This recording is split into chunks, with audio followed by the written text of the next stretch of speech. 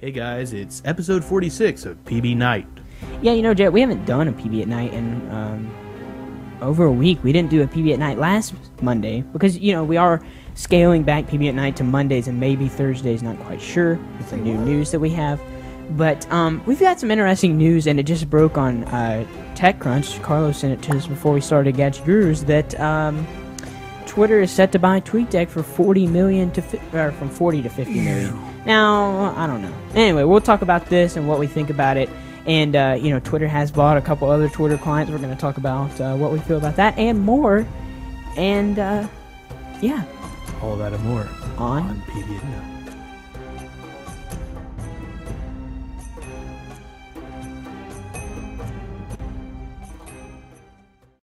Hey guys, how's it going? Jeb, how you doing today? I'm super, thanks for asking. Super duper. So, Jeb, this is the kind of stories I like because, you know, Carla comes in here and gives us some breaking news story, and I just decide that, hey, we should cover That's what we should do for PB at Night since I didn't have one planned before. Well, I didn't. No, I forgot. I forgot. Anyway, this makes for a good conversation, though, because this is what PB at Night's all about. It's for us to focus on one main story, maybe talk about it longer than we would on Tech Weekly or any other show that we would ever do. Oh, and by the way, for the people that don't watch the other two shows, we are orange because the Logitech camera doesn't want to work with the desktop anymore, so we're using the Microsoft Live Cam, and it sucks. But fear not, because probably by the next PB at Night, we will be having this camera plugged into the computer via HDMI, and it will look awesome. So, because it's weird and PB at Night is released the night that we do it, but it's before Gadget Guru. So if you go on Tuesday morning, you can watch the review. If you cross your T's and go back in time to the previous stand on Thursday, your left foot, and then go to the next Wednesday of the previous month, you can see the show that we did yesterday. But anyway, we review this camera. Now, granted, we haven't had fun with it yet with the HDMI, but maybe we might report more when we do the HDMI capture card review, how it works with that capture card. But yeah, Jacob, we reviewed it. Jacob gave it a 9 out of 10. Guys. Just giving you a little spoiler alert there. But anyway. But only check it out. If you're watching this after the live, only check it out tomorrow. Only check it out. Yeah. Don't check it out right now. Don't. Yeah. No. Okay. So, Jeff, this is a story from TechCrunch and Mike Arrington. I'm not the biggest fan of Mike Arrington because he's just, I don't know. Anyway. He's a goober. Yeah, he is a goober. But I think I do believe this with all the stories that we've heard in the past couple weeks. Twitter is set to buy TweetDeck for $40 to $50 million. What? You said million? Million. Million? That's crazy. Yeah, that is crazy. So Twitter has acquired TweetDeck. We've heard from a source with knowledge of the deal. And the transaction will be announced in the next few days. The next few days? The $40 to $50 million purchase price includes both cash and Twitter stock, says the source. They're selling it for cash. That's kind of weird. I mean, Twitter's not a public company. I know that they don't actually mean like stock. Sir, could you please bring a briefcase full of Twitter $20, $100 bills to this alley so we can make the exchange? That sounds kind of shady. It does sound kind of shady. Yes, we only take cash and Twitter funds. Now, we did talk about this a couple weeks ago, and we also talked about the development studio, I guess you could call it, who produce a lot of different Twitter clients. It's Uber Media. Yeah. I think they've like changed their name or something. Anyway, but they produced what once was your favorite Android and it fell down the hole, and I was like, guys, fix your stinking thing. Yeah. It stopped updating. That's all. And then they also have Uber Twitter, which is very popular on the BlackBerry. It was like one of the first BlackBerry applications. That's what I see BlackBerry users using. And then Echophone or Echophon, however you say it, that was really big before like Tweety and Twitter for iPhone and TweetDeck came along. So essentially, they're like all they develop is like Twitter applications. It's kind of weird, but and it's still what boggles my mind is how does Twitter have $40 to $50 million to throw at another company? Yeah, you know, what do they do? Yeah, we've always talked about it. How is Twitter going to make money? And they may still be. I think they have a steady revenue stream in now, but you know what I think they do? What do they do? Sell people's information. Ooh. Yeah, I said it. What's up? How else are they making that much money? That's pretty they don't hefty have sum of ads. money. Yeah, It's all done via APIs. The only ads that they have are like promoted accounts, which really doesn't do But anything. you can't. I mean, who cares? They're not going to follow you. I mean, or you're not going to follow them if you don't want. I mean, come on, guys. So TweetDeck was first an Adobe Air desktop application. It's currently in public beta, kind of like the Google. I mean, it's essentially my favorite Twitter application for the desktop, and it's technically still in beta, which is weird. A lot of people use it because you can see it running over there. I mean, I've got 5 columns running right now. 5 columns? Yeah, I've got that's unheard. That looks like 6. Oh, that's 5. Never mind. Yeah. I can't count today. And they have a suite. That's actually a Chrome. Because Adobe Air is flaky under Linux, that's a Chrome web application. I know. That's what's so weird about it. I'm like, why don't they just make a standard thing? Yeah, but that is cool. Yeah. Leo said that he would call it SweetDeck instead of Chrome Deck or TweetDeck or whatever they call it. Let's go over to their website and check out some of the other things. They've got an Android application, one of the first iPhone to Android ports. We saw a Twitter. They were like one of the first to the game, but they just came out with their new iPhone application. They've got it for the iPad. I'm not too fond of the iPad yeah, it's application. kind of all up in there. They are redesigning it though, so maybe that'll be cool. And then they've got Android, which brings in, what did that say? 1 million posts per day or something? I don't know. Anyway, so that's a nice UI, wouldn't you say, for an Android app? Kind of. I don't know. Yeah. And then you've got Chrome, which is my favorite one. Yep. Smooth saying TweetDeck is better than everything else. Chrome is cool because you don't actually have to go and download anything. Yeah, you just hit install, but it doesn't do anything. It just adds it to your Chrome. It's like an extension basically. Yeah, it's just like what they call an app, but all it does, it's just an extension that runs full screen all the time. I like Twitter for Google Chrome. Yeah, Carlo's saying that he likes TweetDeck for Linux and Windows, and I think Carlo uses Twitter for Mac, which was once Tweety for Mac. And let's talk about that. So Twitter, essentially in the last couple months, even the last year or two, has been buying up the competition. I mean, they bought Tweety, which was essentially the number one, well, maybe not the number one, but everybody loved it for iPhone. That was like, if you had an iPhone, you're going to get Tweety. Because you're going to like it.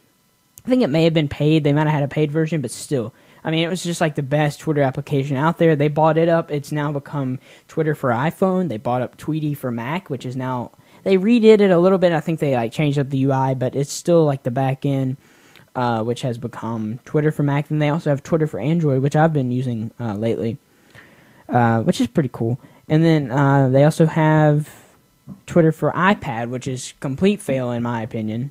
But anyway, besides the point. And now they're buying TweetDeck. I mean, TweetDeck is that's like the big application. You know what they, what also they bought? What else did they buy? I'm just saying. They probably bought the flip camera. Everybody bought the flip camera. Wouldn't that be kind of cool, though, if they did? If you had a Twitter If they camera, rebirthed it? as I don't know. I don't know. I always mention the flip camera now. Yeah, because we're gonna mourn its loss for a couple years. Anyway, moment of silence. The Twit cam. Oh, sorry. But I'm really fond of the Chrome application. So what do you think? I mean, I think it's interesting how Twitter wants, if you're going to access Twitter from mobile, we used to see this with web. If you were going to go on the web, they wanted you to go to twitter.com. Now with mobile, they want you to be on that Twitter for blank. They want It's either Android, iPhone, iPad, desktop, whatever. They want you to be on that. I mean, does that bother you in a way? I mean, it makes me feel kind of weird inside. It does, but as long as it's a good application, I think it's all right. But I think I hope they still allow development of other software. I hope they don't just shut down their API and be like, ha ha ha, nobody can use an application now. Which I don't think they will, because now you've been using Seismic. How you liking it? Seismic's pretty good. I mean, I liked it. I think they redid it somehow to where it seems like it updates more often than the 10 minutes that I tell it to. Really? Like, it might be push. I'm not sure, though. Could be. Because it seems like... Maybe not. I don't know. But... It's okay. So Seismic is like the another. I mean, it's like Seismic comes to mind right after TweetDeck because they've got it on like every time or everything. They've got their web application that you can use anywhere, which kind of reminds me of something like what's that thing called? Hootsuite. Like you can use this in any browser. It's just like a web page. And then they've also got a Chrome application, which is pretty good. I mean, it's all right. It kind of I don't really like the sounds it makes, but they've got a really nice desktop application as well. Yeah, Carlo, I think it's kind of overdone. I like the fact that Twitter for Mac is just like that one little column. You know what I mean? It's like really sleek and everything. You can run it like just there.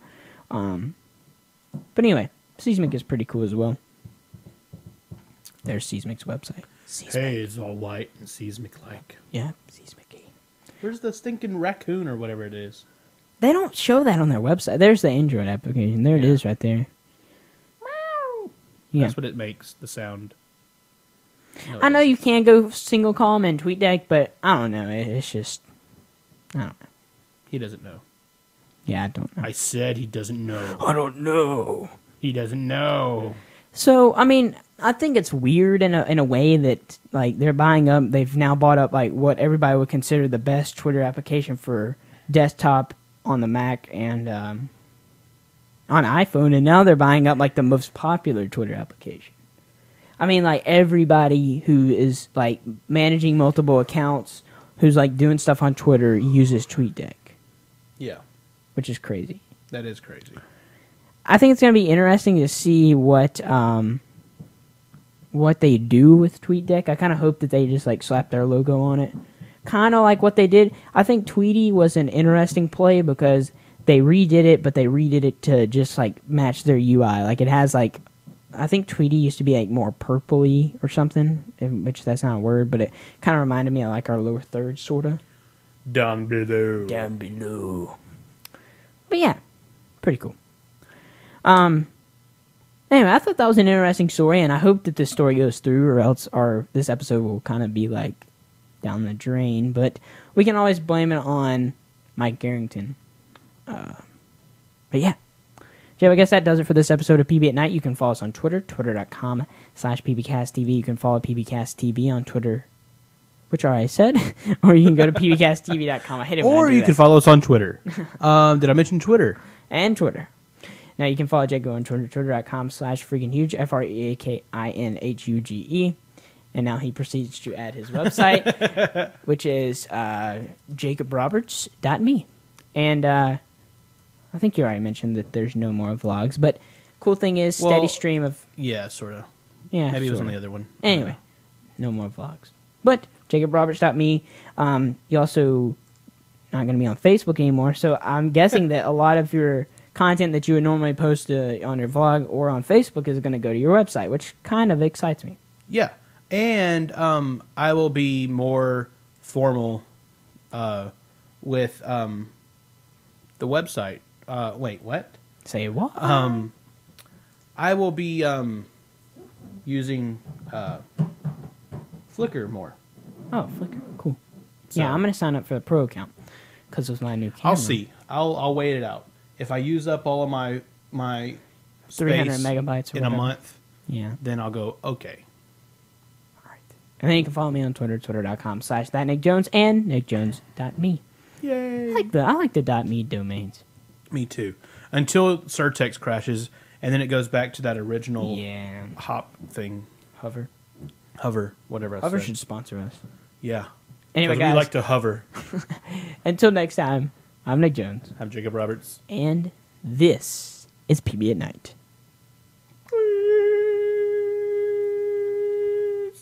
I don't know why I did